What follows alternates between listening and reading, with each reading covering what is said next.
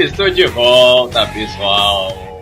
Pra quem tava com saudade, pra quem também não tava com saudade, tá de volta o programa Rádio de Pilha Driver, o melhor aqui da nossa blogosfera. Não é um podcast, é um programa. E na edição de hoje a gente vem com muita coisa legal. Tem entrevista muito boa com o nosso amigo Cigano Stinner. A gente conversou com ele sobre a atualidade do wrestling, sobre o passado, sobre o futuro, sobre muita coisa boa também. Tem a nossa grande curiosidade da semana com o Vitor Alves da página BWO. Ainda temos um programa especial, vai ser dividido em duas partes. Nessa primeira parte a gente vai fazer a parte normal e na segunda vai ser a nossa roda, a nossa mesa redonda de opiniões com Vitor Maia. Vitor Maia é o convidado especial que a gente vai comentar sobre o Royal Rumble. Como ficou um pouco rendido, a gente vai separar os pedaços e lançar duas partes do programa. E agora a gente já vai começar o programa de uma maneira diferente e vamos conversar com o nosso amigo Reaper. Agora, nosso grande argentino, o argentino mais brasileiro que a gente conhece. Vamos conversar com ele, que ele vai trazer histórias que o Reaper conta com coisas que acontecem nos bastidores, coisas que vocês não conhecem, mas que ele sabe, com toda a sua experiência nesse meio da luta livre. Boa tarde, Reaper. Agora é a tarde que a gente está gravando. O que é que o senhor trouxe para hoje? Oi, boa tarde, meus amigos do Brasil. Aqui Reaper de Buenos Aires, falando uma vez mais com vocês. Uma alegria novamente falar com todos vocês. Hoje vamos falar de uma história que comentou alguma vez meu amigo, que Deus agora fica com Deus, é o gigante da América, Jorge González. Ele tinha muitos problemas de saúde e sempre ficava aqui internado em algum hospital de Buenos Aires e tínhamos conversas muito longas. Ele falava de muitas coisas que aconteciam nos camarines de WWF e WCW nos anos 90. Umas coisas que mais lembro, sempre que me falava de se eu sabia por que Randy Macho Man, Randy Savage, ele usava barba. Vocês sabem por que ele usava barba? Eu tampouco sabia, somente sabia uma versão oficial de WWF que ele havia acontecido um acidente nas ruas e havia machucado muito mal seu rosto, então, e por isso que usava barba. A dura realidade, não isso. A realidade é que Randy Macho Man é um grande namorador, um cara demais apaixonado pelas meninas. Certamente uma de suas primeiras namoradas foi Stephanie McMahon, quando ela era muito menina, e por isso que Vince odeia ele, odiou até agora. Depois de sua morte, somente aceitou ingressar a ele ao Salão da Fama. Mas na história que eu vou contar é de um dos namoramentos mais graves, mais grandes que tuvo Randy Macho Man, Randy Savage. A turma de WWF nos anos 90 muito grande, havia muitos lutadores, então geralmente uma parte deles ia para um lado, outra parte ia para outro. Sempre se dividia e somente as superestrelas viajavam de um lado para o outro, de aqui para lá. Giant Gonzalez é um deles. Giant Gonzalez, Oscar, Hogan, Undertaker, Flair, as pessoas que sempre iam de cá para lá. Mas Randy Savage também. Uma vez, os comentários chegaram aos ouvidos de Tatanka, que enquanto ele se ia para fora de sua casa, ia de gira, Randy Macho Man visitava sua esposa. Vocês imaginam para quê, não? Então, uma vez, um motel em que estava Giant Gonzalez também presente, Tatanka golpeou a porta de habitação de Randy Macho Man e perguntou: mas se que você tem sexo com minha esposa? E Macho Man perguntou: sim, qual é o problema? E Tatanka sacou uma navaja, um filo, e cortou todo o rosto, cortou para frente de todos os companheiros, os parceiros, e foi um grave incidente que somente quedou dentro da empresa. Se imaginan, fines de los 80, principios de los 90, yo que fue 1990, 91, fue unos primeros años de George, de Cheyenne González lutando para WWF. Fue un acontecimiento muy grave dentro da empresa, iba a ser un grande escândalo, então foi por isso que se falou de una versión oficial de que Randy había tenido un accidente no tránsito, somente isso. E isso foi a história de hoje. E vocês agora sabem porque ele sempre ficou com barba. E se vocês verem uma fotografia dele muito perto, vai poder observar as cicatrizes que ele tem debaixo dos pómulos, cortesia das navajas de Tatanka. Até a semana próxima, irmãos. A semana próxima é outra história de todas essas que acontecem dentro dos camarines e fora dos camarines. Um grande abraço. Eu não sei muito bem classificar se essa é uma história trágica ou se é algo engraçado. Mas todo mundo já sabe da fama do Randy Savage de namorador e tal, dessa história com a Stephanie McMahon, que causou toda a confusão com o Vince. Depois teve o Triple H, mas tudo bem, acostumou-se com a filha do chefe. Mas não deu muito certo pro Randy Savage porque ela era uma criança, né? Na época, vamos colocar entre aspas, criança assim. Muito interessante, meu amigo Reaper. É uma história muito bem contada. Também você tomou conhecimento pelo El Gigante, aí o argentino que era jogador de basquete, o grande Giant Gonzalez. Vocês conhecem, ele lutou contra o Undertaker certa vez e tudo mais. Mas foi uma grande história para você trazer aqui para o nosso rádio de Pilha Driver. E com certeza na próxima semana você vai estar de volta aqui com mais uma história interessante dessas aí. Muito obrigado, meu amigo Reaper. E vamos dar graças a Deus que o Tatanka não resolveu dar uma de índio e usar um arco e flecha contra o nosso Randy Savage.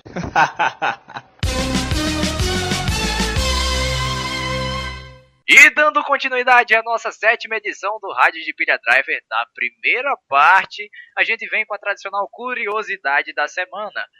O estambológico Vitor Alves, da página BWO Brasil World Order, que traz as curiosidades do wrestling para o nosso programa. E a curiosidade, na verdade, são curiosidades. Ele vem com material recheado, um caderninho cheio de anotações aí. Eu não sei o que é que ele vai falar essa semana. Mas e aí, Vitor? Saudações. E aí, Tanaka, e aí, galera do Rádio de Pilha Driver, tudo beleza com vocês? Vamos dar continuidade aqui ao rádio, trazendo as curiosidades, nesse caso, da semana. Para começar o quadro, eu vou trazer uma curiosidade que a gente já tinha postado na página antes sobre este cara, e eu vou estar trazendo ele para este quadro, o grande Big Daddy Cool Diesel. Um dos nossos postadores da BWO já havia comentado sobre o reinado de 358 dias de Diesel como WWF Champion.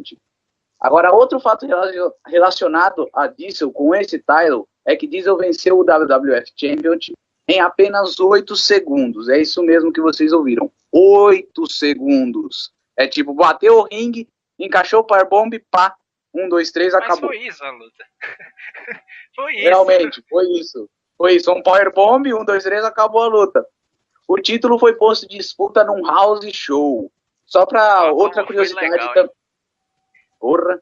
Só outra curiosidade também é que essa foi a última vez que um título no caso da WWF Championship foi posto em disputa num house show.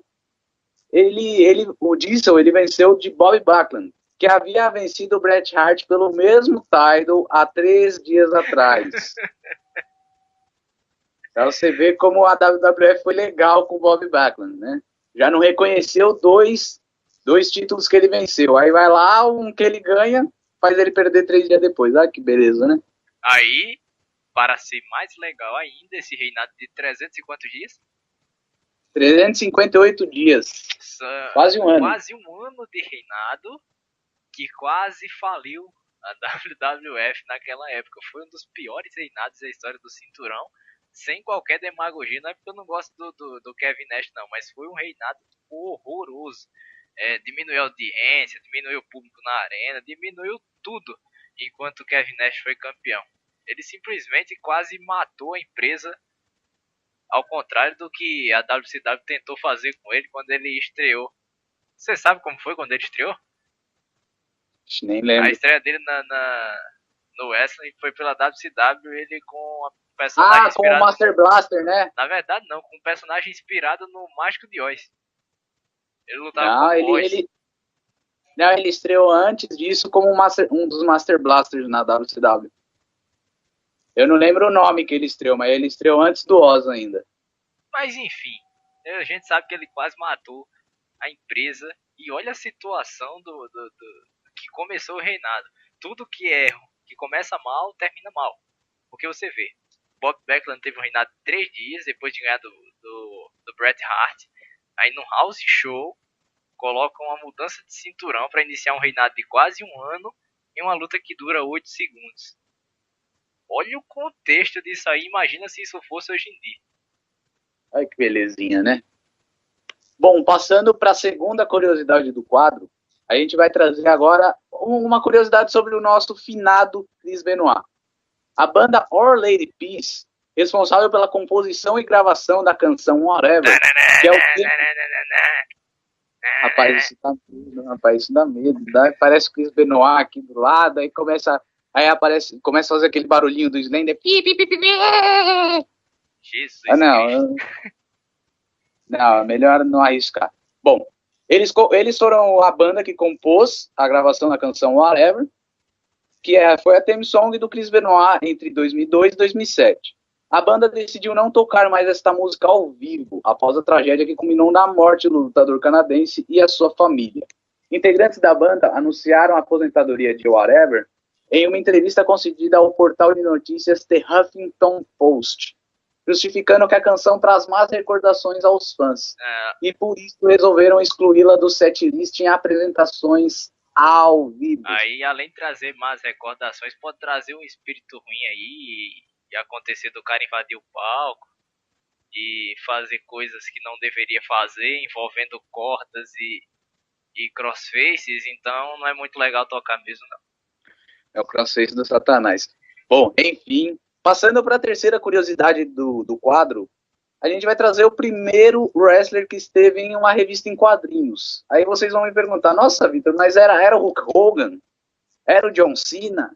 Não, vocês estão enganados. O primeiro wrestler a estar em uma revista em quadrinhos foi o italiano, entre aspas, Antonio Rocca.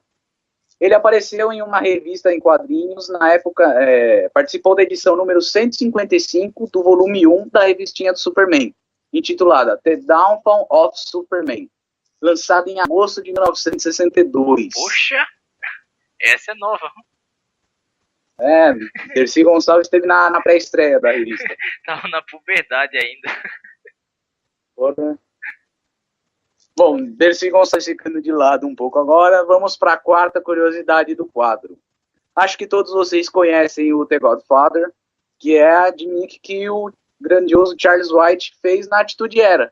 Que era o quê? Era um cafetão, era um pimp, que nem dizem por aí, rodeado sempre de mulheres, coisa e tal, aquele negócio, pá, descolado. O que vocês provavelmente não saibam sobre Charles é que ele usa a sua antiga gimmick em seus negócios. Pense, um cafetão que é rodeado sempre de belas mulheres, tal.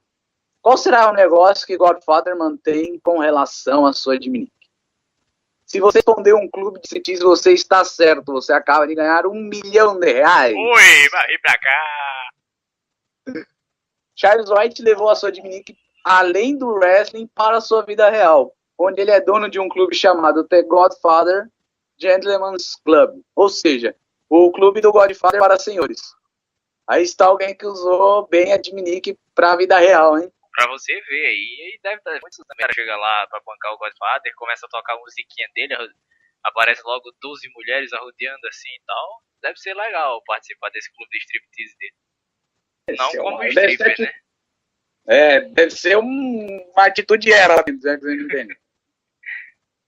Bom, e a última curiosidade do quadro é uma coisa triste, mas eu vou estar trazendo também hoje, que é a triste história de um dos ícones da antiga WWF. Kamala hoje vive preso a uma cadeira de rodas devido a um alerta que ele ignorou nos seus tempos de wrestling. O The Uganda Giant de Kamala sofre com a diabetes desde o ano de 1992. Seu doutor o orientou a fazer uma diálise, porém Kamala não ouviu e subsequentemente os problemas de saúde foram piorando, e anos depois Kamala teve complicações com a diabetes e teve as suas 2 pernas amputadas um pouco acima dos joelhos, devido às complicações mesmo da diabetes. E pouco tempo atrás, acho que faz uns 5, 4 meses, Kamala havia passado por intervenções cirúrgicas no estômago, que também foram devido à sua diabetes. O Kamala ele tem 30 anos de carreira e lutou em 648 matches. Porém, acho que a match mais difícil da vida dele tem sido contra os problemas de saúde que ele vem enfrentando desde 92 até que foi a constatação da diabetes.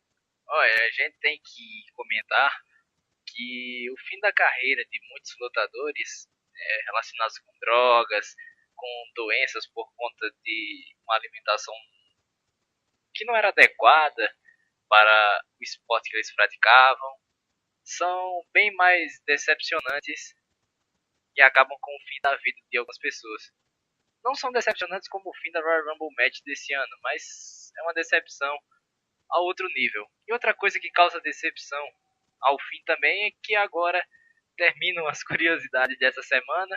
E o Vitor, para quem quiser acompanhar o trabalho dele, é só ir lá na página da BWO no Facebook e curtir lá para acompanhar todas as curiosidades que eles postam. E também para quem quiser, tem os parceiros dele da Pro Wrestling Brasil Lifestyle, que estão no nosso Wrestling, é meu antigo blog, no Universo of Wrestling, fazendo o quadro Fact, postando curiosidades. O Rafael Alves, que já postou também o Fact 1 lá no Universo of Wrestling, falando sobre Pro Wrestling e a máfia lá no Japão.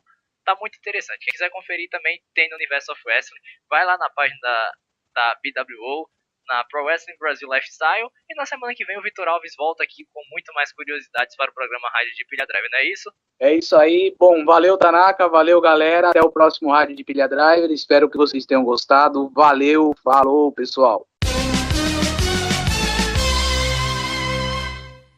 Então, dando continuidade à nossa 7ª edição do nosso programa Rádio de Pilha Driver, é com muita honra que eu não vou introduzir ele. Eu vou deixar que ele mesmo se introduza e que já dê já conte um pouco da sua história no Pro Wrestling Nacional, na luta livre nacional. Quem está comigo para essa edição do Rádio de Pilha Drive na nossa entrevista aqui agora? Ao pessoal que está ouvindo, eu gostaria de me identificar. É o Cigano Stinner, aqui do sul de Porto Alegre, tendo a honra de participar desse programa e aberto objetivamente para todo e qualquer tipo de pergunta a respeito do que eu vivi ou ainda vivo na luta livre. Para mim é uma honra estar falando com vocês e agora, eu não sou muito de falar, mas eu sou de responder. Então vou aguardar qualquer pergunta vinda de vocês para tentar participar desse programa. O que eu posso falar é quem já me conhece, ou ainda não me conhece, é só procurar no Google, Cigano Stinner, tem toda a minha história ali. Então, o grande Cigano Stinner, é uma honra receber o senhor aqui no nosso programa Rádio de Pilha Driver do Universo of Wrestling. E eu quero perguntar, aí no Rio Grande do Sul tá frio agora?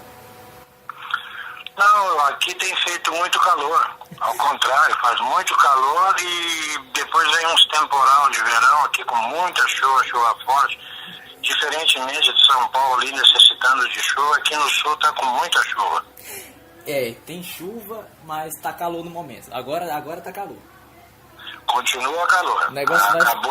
O negócio vai ficar mais quente porque eu vou colocar o senhor na fogueira já na primeira pergunta. Não tem problema, estou acostumado com calor também. Então, a nossa primeira pergunta é... Eu estava assistindo recentemente o documentário Mestres do Ringue, que conta todo o começo da luta livre aqui no Brasil e tudo mais. E fala-se no primeiro episódio que os lutadores, logo no começo, eles participavam de eventos no Sul, no Sudeste, como se fosse um intercâmbio de talentos. E hoje em dia a gente observa muita dificuldade na união de empresas em busca de um ideal. E como que o senhor enxerga essa batalha de egos que acontece atualmente no cenário da luta livre brasileira? Existe uma grande diferença do anterior para o atual, digamos assim, na minha época. Porque na minha época nós tínhamos diretamente a mídia televisada, né? Porque nós tínhamos na época extinta TV Excelsior, a Rede Globo, que comandavam, e suas afiliadas. Aqui no Sul era a antiga TV Gaúcha, hoje intitulada RBS TV, que era parceira deles, era coligada. Na época ainda não era totalmente da Globo. Então o intercâmbio existia porque existia na real que comandavam tudo dois empresários. Que era o Tete Alfonso, que comandava toda a parte do Rio, São Paulo, Minas, para esse lado todos aí. E aqui no Sul, o Moacir Dornelles, que comandava aqui, trazendo gente da Argentina, Uruguai, Paraguai, Chile. E havia esse intercâmbio entre as cidades, mas não é exatamente um intercâmbio. Aqui criava uns lutadores e muitos poucos, foram para São Paulo pela TV Globo. Entre eles, eu participei tanto da TV Excelsior quanto da Rede Globo, tá? E de São Paulo, Rio, Argentina, Uruguai, Paraguai, Chile, isso aí sim, vieram muitos e ensinaram muita coisa. Mas do Sul para São Paulo e Rio, eu posso dizer categoricamente que fui o único. O único que saiu daqui para se apresentar a São Paulo e Rio por algum tempo na Rede Globo. E hoje em dia não tem como fazer essa união, porque você vê, são equipes totalmente dispersas, com objetivos diferentes, objetivos de cada uma ter o seu crescimento, ao invés de ter um crescimento em prol da luta livre, cada uma quer ter o seu crescimento separadamente. Cada qual, digamos assim, quer aparecer mais para a mídia do que mostrar o seu conteúdo profissional da luta livre. Então aqui, para haver uma união, teria que ser um único empresário, muito bem financeiramente, que colocasse a luta no ar, na mídia, para pegar um pouco de cada equipe e fazer essa união. Do modo que está, não vai ter nunca isso aí. Então, eu compartilho desse pensamento de que existe atualmente no Brasil uma verdadeira competição para ver quem se mostra melhor, e isso acaba não beneficiando muito o esporte aqui por dentro. Agora já que o senhor falou disso aí de ter viajado para o Sudeste para fazer algumas lutas, eu vou ter que confessar que eu estava assistindo algum material do senhor lá na Gigantes do Ringue, na luta de 1989, que o senhor estava enfrentando o irmão do Ovelha, assim, entre aspas, o Alex, com um personagem assim, vamos dizer, deixa eu ver um adjetivo, excêntrico. Um pouco delicado. Um pouco excêntrico, né? Um pouco delicado demais, né? Não quer dizer gay mesmo, né? Vamos colocar assim, tem um personagem homossexual e que apareceu lá pelas Gigantes do Ringue. A minha pergunta existiu muito preconceito na época que o senhor estava interpretando esse personagem por parte do público ou por parte de alguma outra pessoa, por se tratar de algo tão excêntrico e tão impopular aqui no Brasil naquela época? Não, ao contrário. Hoje existe preconceito. Naquela época não houve nada. Havia uma aceitação quanto à caracterização do personagem. Porque o povo e a mídia entendia que era um personagem sendo feito, uma caricatura, né? Tanto que quando eu estava no Gigante do Ringue, eu conversei com o Leão Lobo, um expert, uma autoridade, isso aí, com a sua coluna no jornal e tudo, tá? E ele disse que eu estava fazendo uma imitação grosseira, né? Colocou nas entrelinhas dele lá no jornal que eu estava fazendo uma imitação grosseira. Mas depois eu conversei com ele, eu expliquei que eu não poderia fazer um personagem totalmente autêntico, porque eu não era. Eu tinha que fazer realmente uma desse personagem. Uma espécie de estereótipo. Muito bem. Entendeu? eu disse para ele, eu não posso fazer, até porque o que eu procuro fazer não é uma gozação, e sim uma homenagem a pessoas que têm essa tendência. Então, eu não tiro gozação, eu não tiro sarro de ninguém por ser assim ou deixar de ser. Eu estou apenas fazendo um personagem para que chame a atenção também que pessoas que têm essa opção sexual podem lutar, podem ser jogador de futebol, podem ser o que for na vida. A opção dele sexual não interfere no seu talento profissional, né? E aí ele me entendeu, eu disse, não, o seu personagem realmente chama bastante atenção, você está fazendo muito bem o personagem, desejou sucesso e tudo, e eu continuei fazendo, e não tenho vergonha nenhuma de dizer que fiz, e acredito que tenha feito bem, porque até hoje ele é falado, então é sinal que foi bem feito. Mas hoje, se fosse fazer um personagem desse, ia ter problema até com justiça. Com Antigamente certeza. não. Verdadeiramente a nova geração, assim, que não só o pessoal que surgiu acompanhando o wrestling agora, mas como toda a sociedade em geral, ela criou esse pensamento, assim, de que qualquer coisa é ofensivo, qualquer coisa passa dos limites, assim, como muitos caracterizam como... Mas você vai concordar comigo. A Globo está cansada de tudo quanto é novela, existe um homossexual. E até em reality shows. Tudo, seja sexual, seja lésbica, seja o que for, toda novela da Globo tem. Por que a Globo nunca é processada? Então, direcionada à Globo não existe preconceito. Mas se for fora da Globo, existe o preconceito. É difícil entender como funciona a sociedade hoje. Porque ninguém processa um ator que está fazendo um papel gay ou uma atriz que está fazendo um papel de lésbica. Beijo entre homens, beijo entre mulheres. Ninguém processa. A união, seja lá o que for, a associação desse, seja lá o que for, nunca processou a Globo. Tá? Mas, no entanto, se aparece uma outra emissora, se aparece uma pessoa normal, um pouco menos famosa, fazendo alguma alusão a respeito disso, já larga o processo em cima.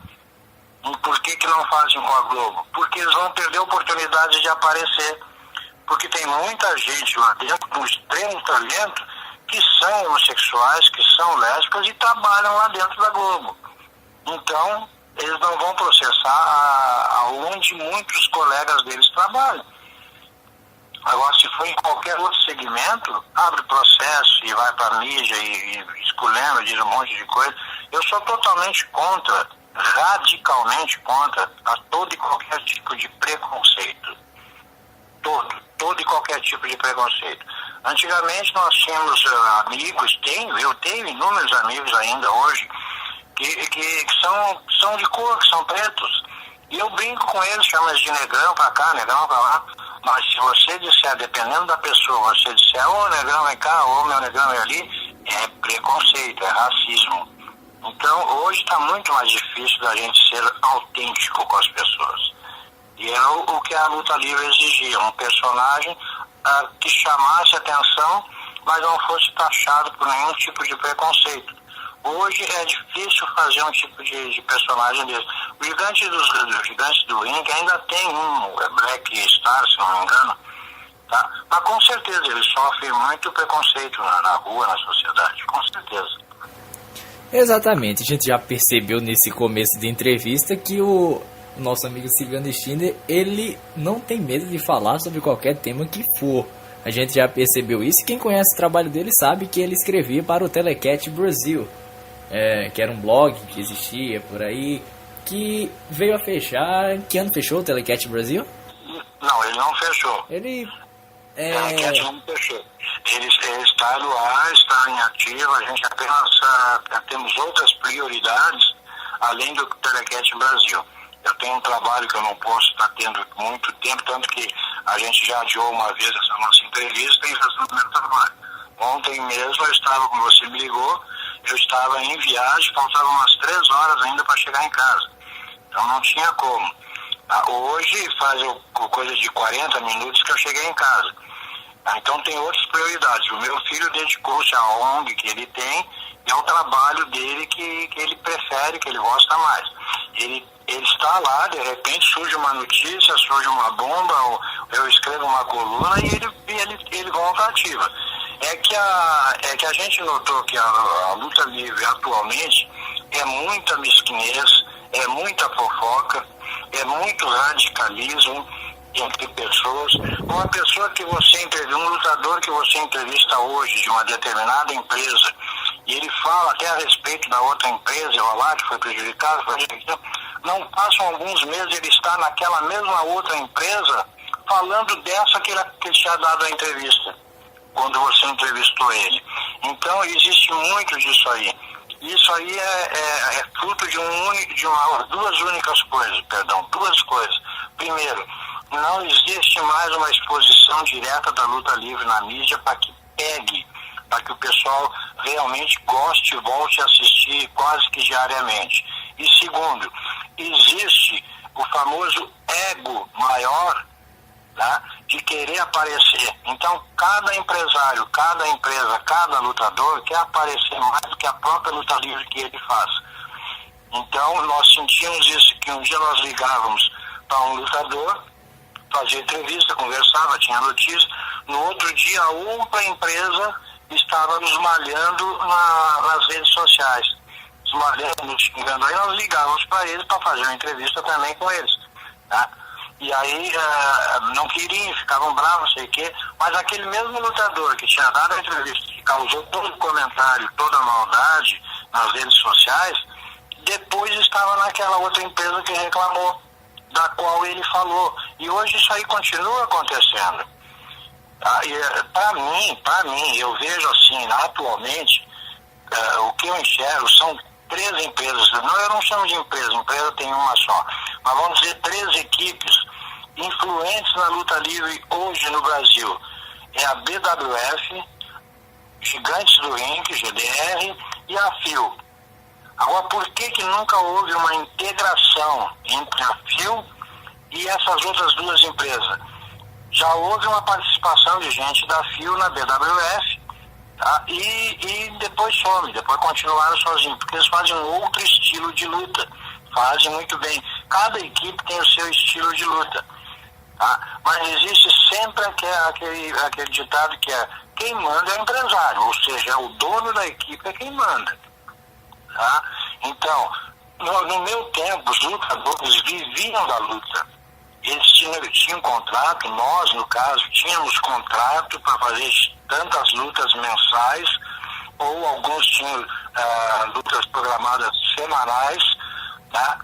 Existia um contrato. Eram raros aqueles que tinham emprego e a luta livre, porque nós viajávamos muito, nós viajávamos o Brasil inteiro, nós viajávamos demais. Então não podia ter um emprego fixo. Hoje é o contrário. Quem não tiver um emprego fixo não tem como viver da luta livre. Só quem vive da luta livre são os empresários, são os donos de equipe, os chefes de equipe que vivem da luta livre. Embora alguns tenham o seu trabalho paralelo, mas eles fazem a luta livre também como uma fonte de renda para eles. Tá? Lutadores não. Então eu penso assim, se não existem lutadores considerados profissionais, porque eu considero assim, um profissional, aquele que vive daquela remuneração que tem. O profissional que hoje chamam de profissional, ele faz uma luta hoje, outra no final do mês, então ele não é um profissional. Ele é um artista contratado, um artista que está trabalhando periodicamente ou sistematicamente em determinada equipe. Tá? Então ele não é um profissional exatamente como o profissional aquele remunerado para fazer aquilo sempre e não trabalha mais. É só treinar e só lutar. Tá? Não tem. Então por que não existe essa união? Não precisa as 2 equipes estarem juntas. Mas o meu lutador da minha equipe está liberado para lutar na sua equipe, na equipe do outro amigo. Os teus podem vir lutar para mim. Ninguém tem contrato assinado.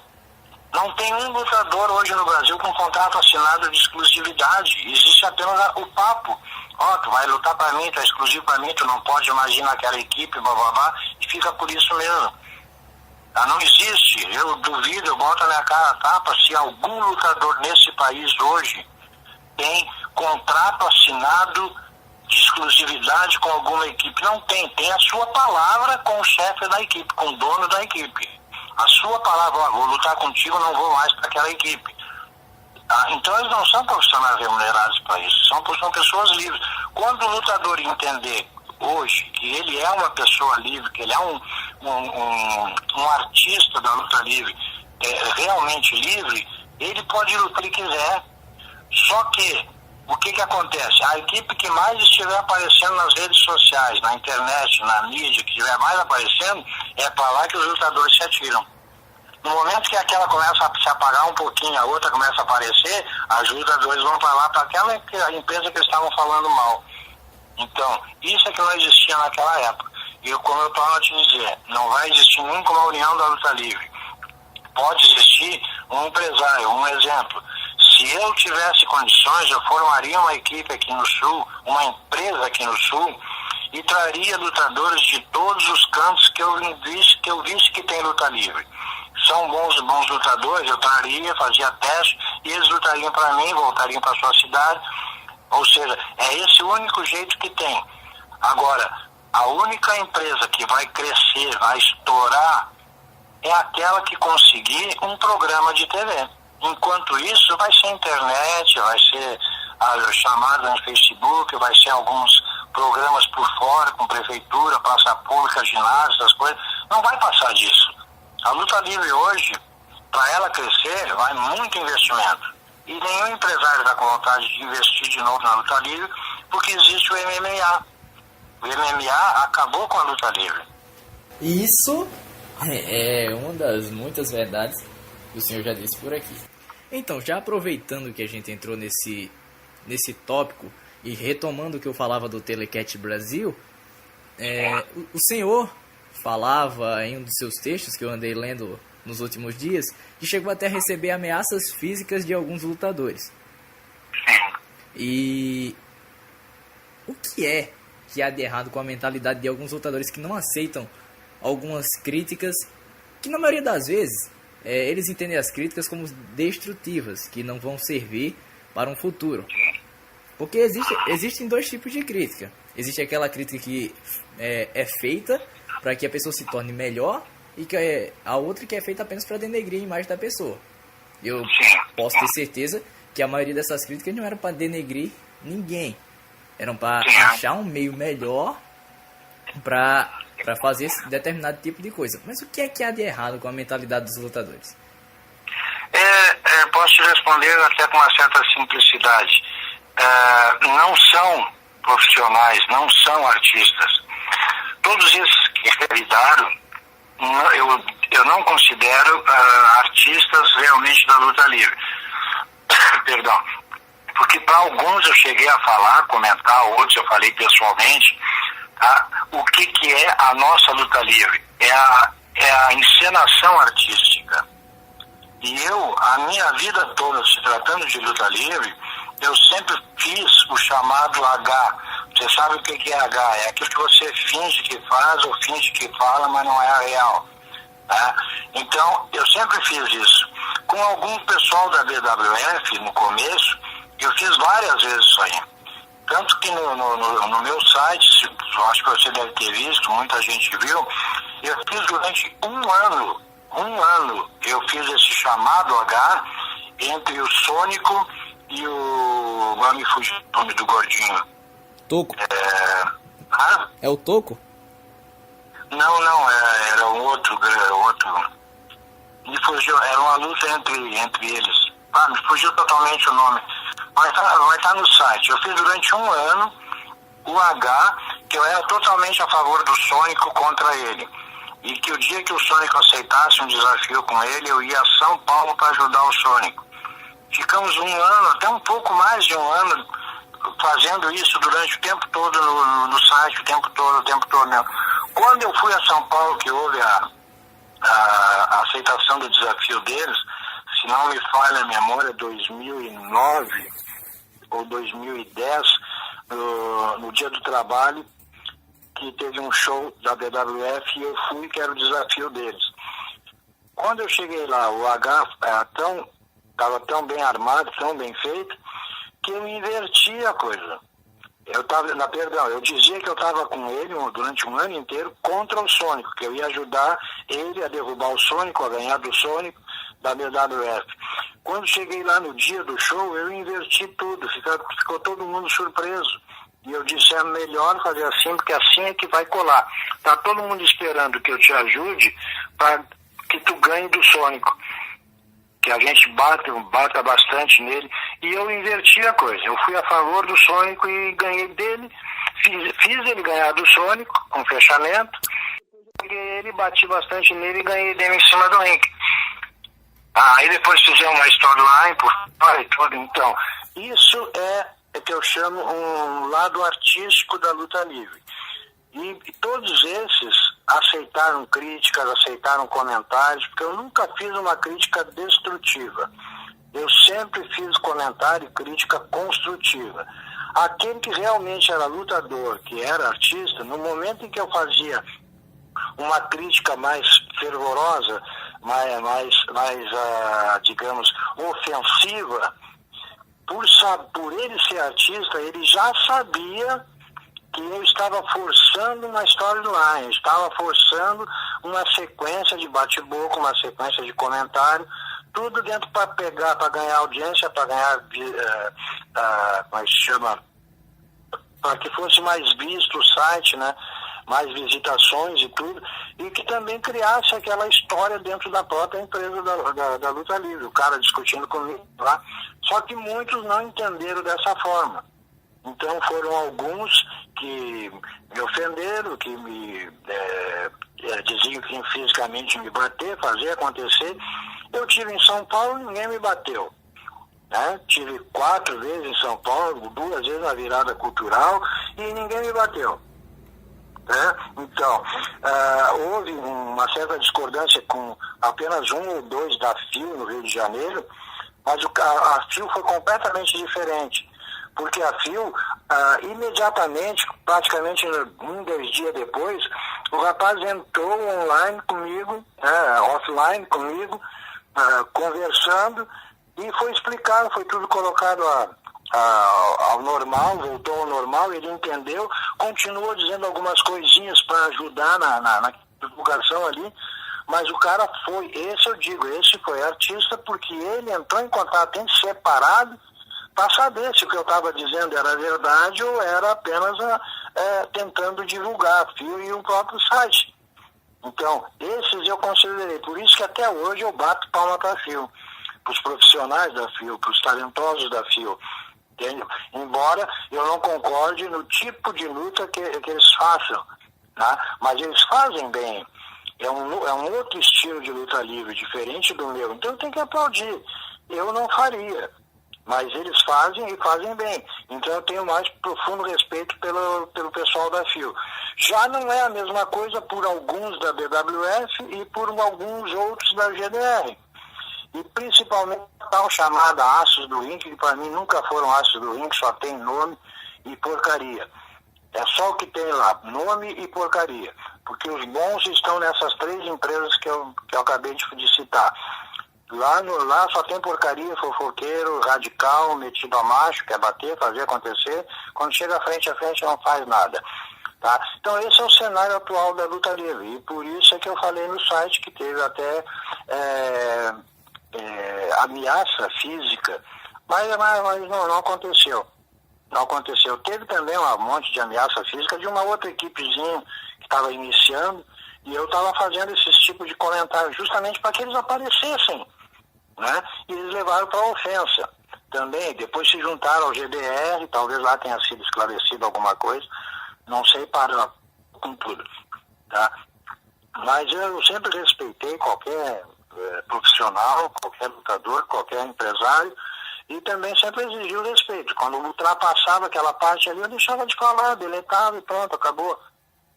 Aquele tal negócio, se está mais perto aqui, não diz. Se está cara a cara, não diz. Nem eu diria algumas coisas que disse para eles. Se está frente a frente. Por quê? Porque aí eu ia dizer antes qual era a intenção de fazer aquilo, né?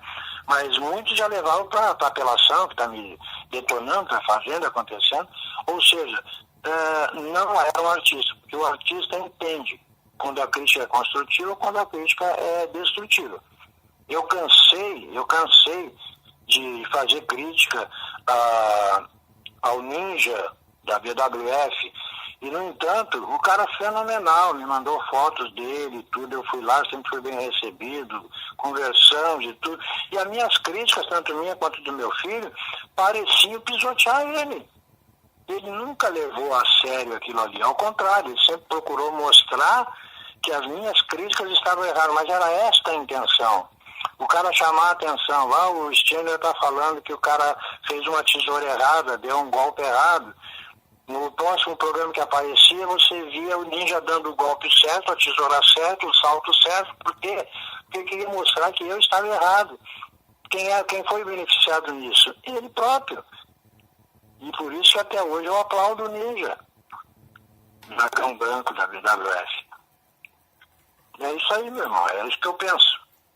Então, como bem falado agora pelo senhor sobre a virada... O senhor até passou pela virada cultural. Se eu tiver errado, me corrija, por favor. Que aconteceu a sua despedida do ringue em 2012, não foi isso? Isso, foi. Então, isso. E no primeiro combate houve um pequeno problema que o senhor acabou desmaiando e tudo mais. Isso. E muitas vezes eu li que o senhor classificava o retorno aos ringues como um devaneio, assim. E agora, em pleno 2015, o senhor se sente satisfeito com a despedida que aconteceu ou fantasiava algo melhor? Não, eu na real, eu tinha condições plenas, é um arrependimento, realmente tenho arrependimento. Eu tinha condições plenas, que até eu antes da virada cultural, eu treinei muito, eu me preparei fisicamente para não cansar, tá? Fiz academia, tá? Então eu me preparei para a virada cultural. Só que a idade pesa. A idade chegou, a gente, por mais que tu tente se preparar, se tu não tem um preparo diário, porque eu tinha condições de fazer academia, apenas sexta-noite e sábado é que eu fazia academia, o resto do tempo eu tinha que trabalhar. Então não foi exatamente um preparo total. E eu tinha plenas condições, ideias na cabeça de fazer, porque a primeira luta na virada cultural era um desafio que eu estava lançando há muito tempo e a BWF me deu essa oportunidade, né? Que era exatamente eu e o... Eu e o Igor, o Insano, contra o Anjo Loiro e o Nino Mercury. Que o Nino Mercury, nós tínhamos uma rixa, entre aspas, antiga, desde a época do Telecat da Globo, né? Então, se uniram, vão fazer, e chegou a oportunidade de fazer aquele desafio que seria o desafio das gerações, o encontro de gerações, os mais novos quanto os mais antigos, né? Um de cada lado, tá? Então eu tinha muitas ideias sensacionais e tudo, só que eu cometi um grande erro no começo da luta, porque no treinamento eu fiz, no começo da luta, empurro ele na corda, salto, dou uma tesoura nele e começo a mexer com ele, que eu também sei fazer o que ele faz. Aí ele vem, me passa uma rasteira, me dá um drap, me dá uma tesoura, outro drap e eu vou pra rua. Tudo acertado, para fazer o espetáculo. No primeiro salto que eu dei, estava com uma sapatilha que não era minha, vou ser honesto, estava com uma sapatilha maior do que o meu pé, eu calço 39, estava com uma sapatilha 41, 42, eu acho, que era do Bob Júnior, que ele me emprestou, né? E eu escorreguei, e no escorreguei, eu não cheguei nem a subir, nem a pular. Eu dei o passo para frente para dar o salto, para dar a tesoura, e simplesmente escorreguei e bati com a nuca. Apaguei, coisa de 10 segundos, 20 segundos ali, não sei quanto tempo eu apaguei, e eu queria voltar. O Nino também me chamava para voltar. Dá para voltar, mas a médica subiu, eu não sei se a médica era da prefeitura ou se era do evento, não sei. Ela subiu, até lembro que subiu também o soldado Igor, ou foi o Ron, não me lembro. Subiu um lutador que também trabalha com resgate, tá? E ela na hora ali tirou minha pressão arterial e disse que eu não tinha condições, estava mais de 16, por não sei o que lá, tá? E eu pensei comigo mesmo, não, mas se eu for ali pro canto, dar um tempo, vai voltar ao normal. Ela, não, o senhor não vai subir, não pode continuar. E proibiu a continuidade da minha luta. né? Aí eu nem sei até hoje, porque eu fui lá para dentro da barraca, nem sei como é que terminou aquela luta, quem subiu depois, ou se lutou só 13, até hoje eu não sei, tá? E eu fiquei muito sentido.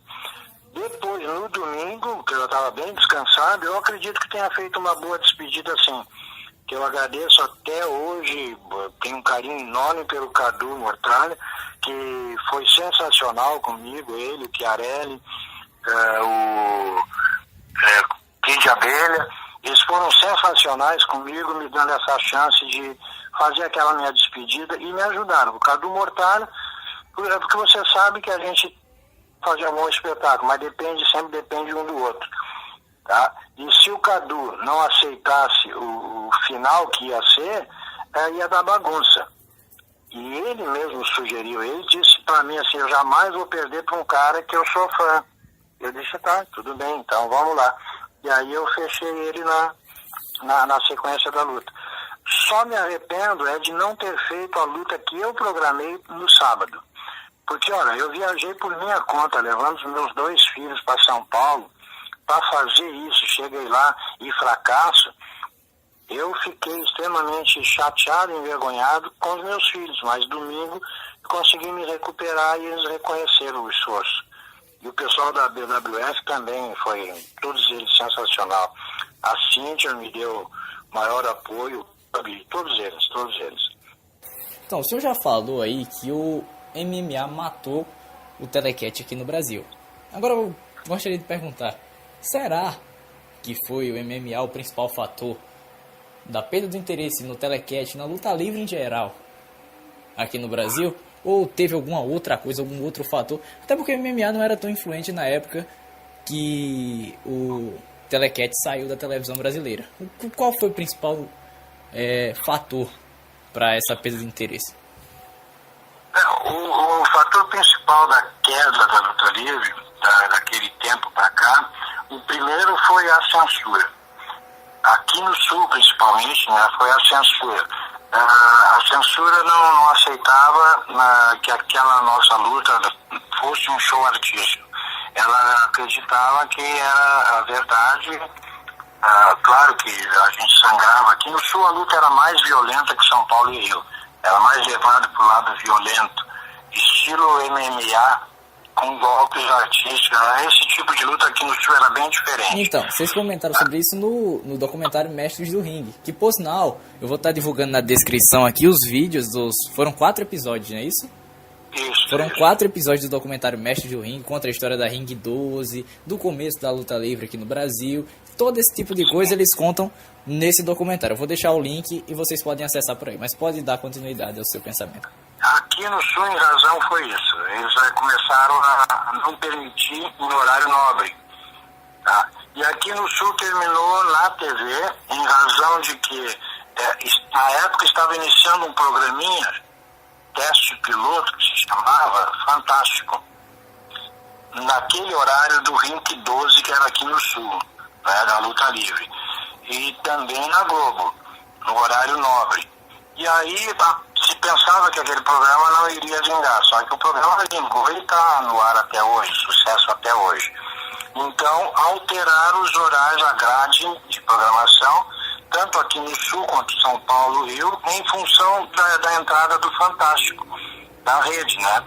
E dali em diante já os horários não chamavam muita atenção, não estavam dando muito ibope. E aqui no Sul, então, o empresário optou por fazer mais interior, entrou em Santa Catarina, entrou no Paraná, tá, para tentar fazer.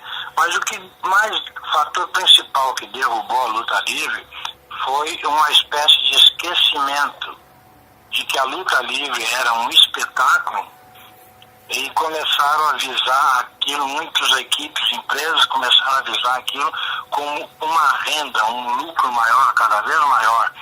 E aconteceu alguns empresários, alguns lutadores formarem equipes paralelas àquelas que estavam estourando na mídia, aquelas que eram organizadas.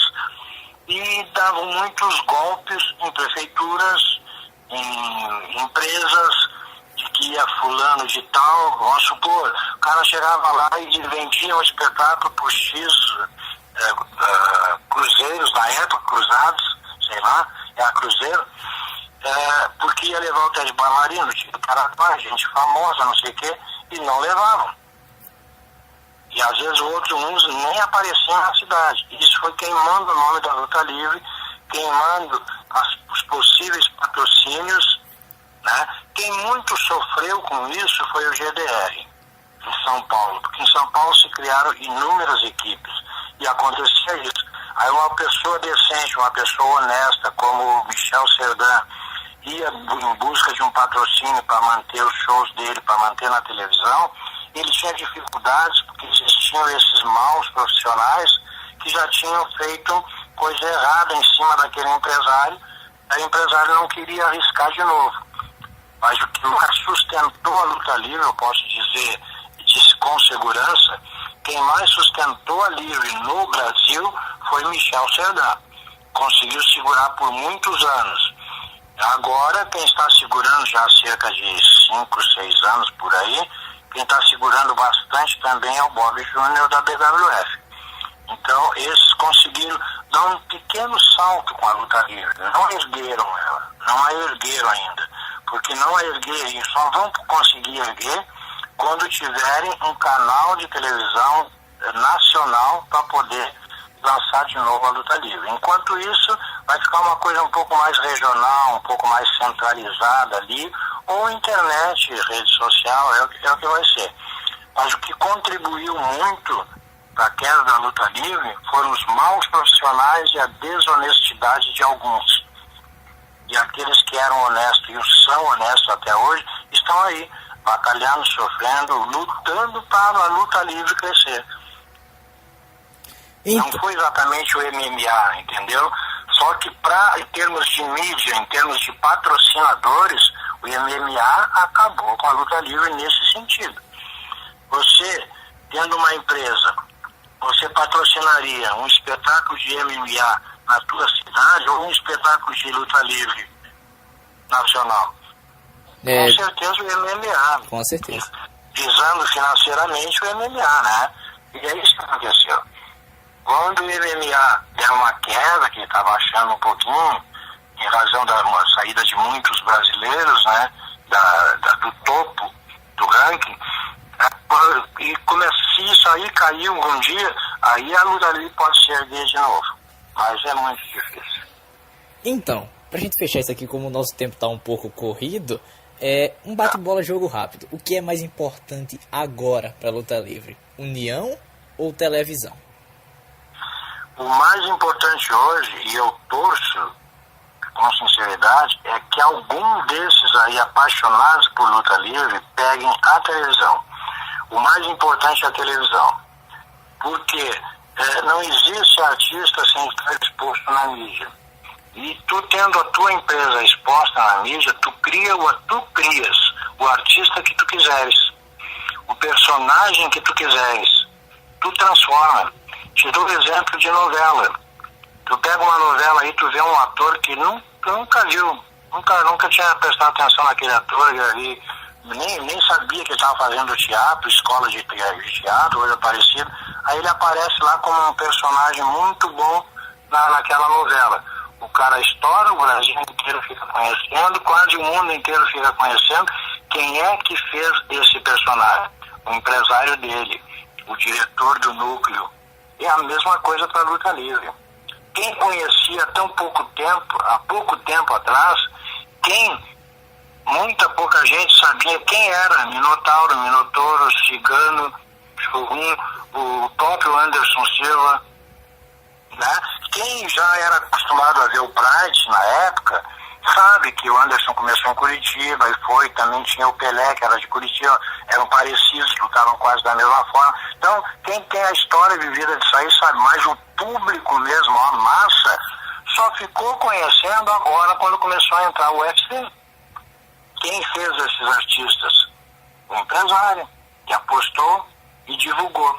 Então, eu prefiro 1000 vezes que alguém pegue a TV, seja a empresa, a equipe que for, pegue a TV. No momento que essa pegar a TV, começa a se criar personagem. Aí as outras também crescem. Se a tua empresa está com a luta livre na TV, eu posso pegar os meus lutadores e ir para o interior me apresentar, que eu vou ter bons contratos. Embora eles não estejam aparecendo na televisão na tua empresa. Mas eles também vão ser lutadores e o pessoal vai querer ver aquele espetáculo parecido com o que tu faz na TV. Então, hoje, a TV é tudo para o crescimento da luta livre. Então, China, eu vou ter que agradecer bastante por essa entrevista que a gente fez aqui no Rádio de Pilha Drive 7. Falamos sobre basicamente tudo que poderíamos falar sobre o cenário da atualidade. Falamos até do passado, daquele seu passado um pouco mais cheio de purpurina lá nas Gigantes do Ringue.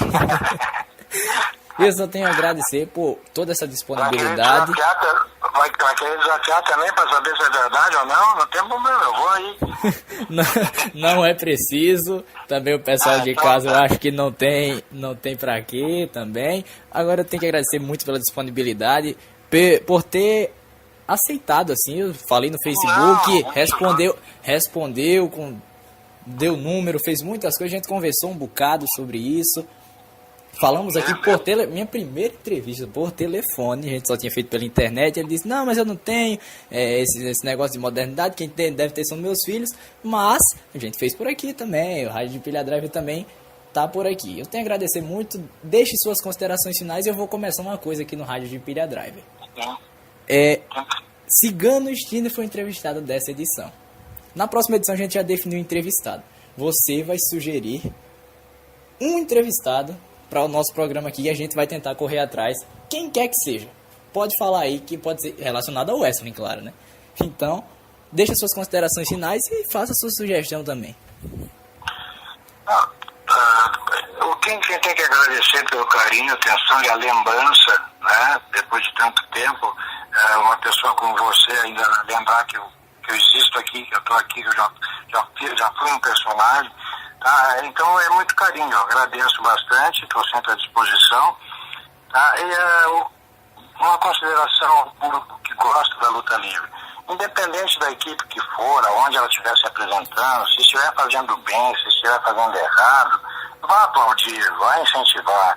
Porque às vezes aquela pequena empresa que está começando hoje pode ser o futuro da luta livre amanhã. Não se sabe. Porque o cara só faz luta livre por amor hoje em dia. Antes era por dinheiro. Hoje quem faz luta livre é por amor.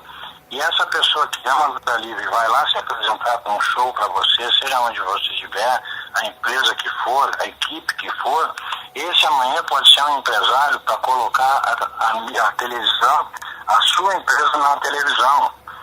Aí divulgando sim a luta livre. Não se sabe, o mundo dá tantas voltas. Para sugerir alguém para vocês, que vocês possam entrevistar, aqui do Sul, eu sinceramente eu não tenho ninguém. Mas eu gostaria de ouvir, realmente, me lembrei do Gordinho, que eu fiz o desafio de ajudar ele contra o Sônico, Chino Rapper. Isso. Se vocês puderem achar ele, para ele contar alguma coisa da história dele, sobre o que ele anda fazendo, como é que ele tá, como é que ele não tá. Tá? Ou qualquer um do GDR lá para dar atualidade contando o que aprendeu no GDR. Com certeza. Para vocês. Então, eu agradeço mais uma vez, tá? Bem, agora encerrando essa parte aqui, a gente vai para a segunda parte do nosso programa Rádio de Pilha Drive, a nossa análise do pay-per-view da WWE Royal Rumble, que a gente fez a parte. Tem a parte do programa que a gente conversa com o nosso grande amigo Stinner, e tem a parte que a gente comenta um pouco sobre toda a repercussão que teve do evento de domingo da empresa lá dos Estados Unidos. Então vamos lá para a nossa segunda parte nesse vídeo que está aí abaixo, que a gente comenta sobre o Royal Rumble.